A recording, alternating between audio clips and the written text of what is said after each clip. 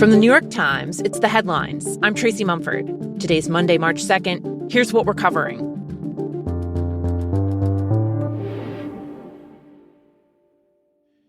Combat operations continue at this time in full force, and they will continue until all of our objectives are achieved. The United States and Israel struck more than 2,000 more targets in Iran yesterday, not letting up on the assault that's taken out the country's senior leadership and set off a wave of violence across the Middle East.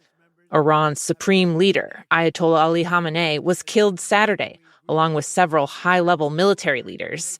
And the U.S. is now continuing to target military sites in Iran and the country's navy. These actions are right, and they are necessary to ensure that Americans will never have to face a radical, bloodthirsty terrorist regime armed with nuclear weapons and lots of threats.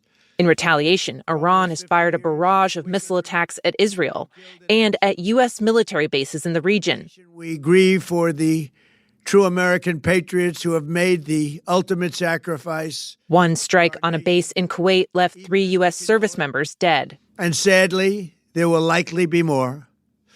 Before it ends, that's the way it is. Likely be more, but we'll do it. President Trump acknowledged the U.S. casualties in a short address yesterday, saying their deaths would be avenged.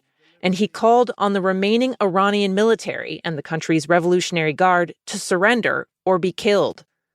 My colleague Zolan Kano-Young spoke with Trump yesterday and asked the president how long he thinks the operation in Iran will continue.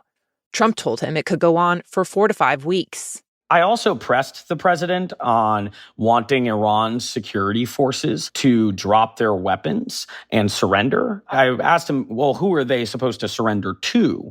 And the president said that he hopes that these security forces surrender to the people of Iran. It's worth noting here, though, that these were the same security forces just earlier this year that were opening fire on street protesters and killing thousands. Now the president is saying that he hopes security forces will drop their weapons and surrender to the same people that they were targeting. Really, what the interview reflected is the degree to which the administration remains uncertain about what the next few weeks will hold. And it comes at a time in which the entire world is really watching the Trump administration, the conflict in the Middle East, and wondering if this will expand into a broader conflict and what steps President Trump will take after launching this extraordinary action. Meanwhile, inside Iran, the toll of the attacks is not yet clear. Major explosions have rocked Tehran and other cities. In the streets, large crowds have gathered to celebrate the supreme leader's death, while others have turned out to mourn him. Against that has been the soundtrack of ongoing strikes. A girls' elementary school in the south of the country was hit, killing 115 people, according to Iranian state media. The school is adjacent to a naval base. We have every right, every legitimate right to defend ourselves. What the United States is doing is an act of aggression. So far, Iran's remaining leadership has been defiant. The foreign minister told ABC yesterday he sees no limit to Iran defending its people. It has carried out deadly strikes against Israel and targets across the Gulf states, firing missiles and drones at Dubai, Abu Dhabi, and Doha. The Iran-backed militant group Hezbollah also joined in the retaliation, and Israel's responded with strikes in Lebanon, shattering the year-long ceasefire in place there and heightening fears that even more countries could be drawn into the spiraling war. The conflict has also spread to the water. Commercial ships are on high alert in the Strait of Hormuz, where videos verified by The Times showed one tanker on fire yesterday. A significant amount of natural gas and 1/5 of the world's oil passes through the strait, but that traffic has now plummeted, and oil prices have started to climb, an early sign of the conflict's economic risks. And in Washington, this is a disaster. It is illegal. And the president is obligated under the Constitution to come to Congress and ask for an authorization of military force. Democrats have overwhelmingly opposed the president's decision to strike Iran without seeking congressional approval. And the claims about we're going to change the regime, we're going to stop a nuclear program, there was some threat, All of the intelligence I've seen in 13 years on the Armed Services and Foreign Relations Committees tell me there is no imminent threat from Iran that justifies sending our sons and daughters into war. Some Democrats have also questioned the administration's rationale for the strikes.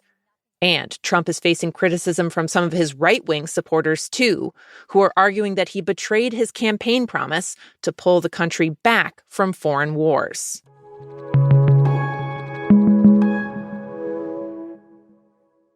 In Austin, Texas, the FBI is working in lockstep with our partners, with Austin Police Department. Authorities are investigating whether a deadly shooting at a downtown bar early Sunday morning was an act of terrorism. Police say the gunman drove by the bar, a popular spot with college students, and fired from his SUV. He then parked nearby, got out, and opened fire again.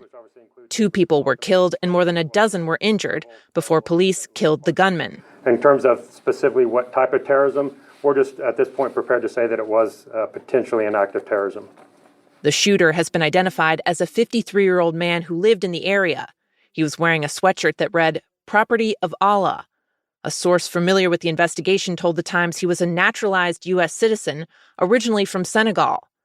The FBI's Joint Terrorism Task Force is now assisting with the investigation. Across the U.S., there are heightened security concerns that the U.S. strikes on Iran could spur retaliatory acts of terrorism. In New York, for example, the police department says it's increased patrols at sensitive areas, such as diplomatic and religious sites.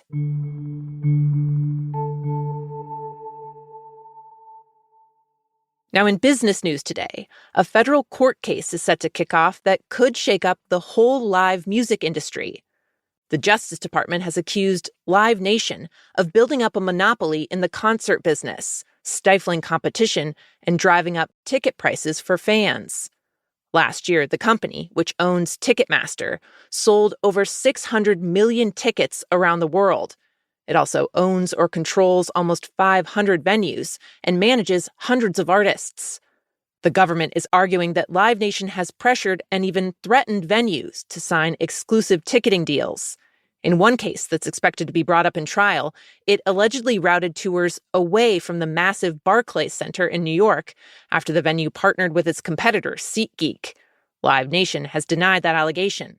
Some of Live Nation's most vocal critics, though, have been small venues who say that the company's dominance makes it harder for them to put on shows.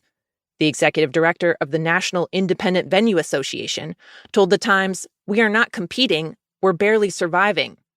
In all, 39 state attorneys general have also joined the case as plaintiffs, underscoring that taking on the issue of high prices for consumers is politically popular with both Democrats and Republicans.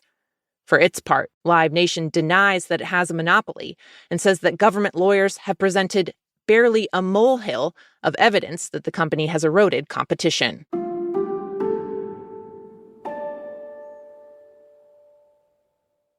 And finally, Pink elephant. Trumpet, trumpet, trumpet. On YouTube, a growing number of the videos aimed at young kids are generated by AI. It's for flamingo, flamingo, honk, honk, honk. At first listen, okay, maybe they don't sound that different from other kids' programming. They're happy, bubbly, bouncy. But if you watch a few, they're bizarre.